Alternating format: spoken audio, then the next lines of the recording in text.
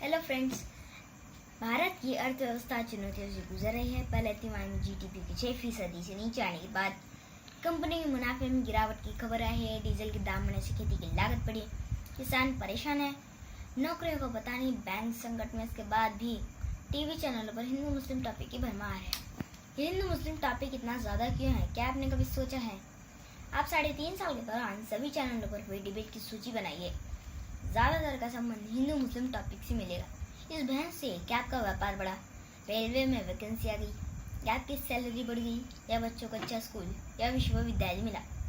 इनका एक ही मकसद है, जनता की बुनियादी समस्याओं को सामने ना आने दिया जाए। आप मेरी बात याद रखिएगा, अगर हो सके तो लिखकर पर्स में रख लीजिए कि हिंदू मुस्लिम टॉपिक आपके बच्चों को बर्बाद कर देगा। ये इतना जहर भर देगा कि वे भीड़ में बदल जाएंगे और हर वक्त टाइम बॉम्ब की तरह टिक टिक करते हुए नजर आएंगे।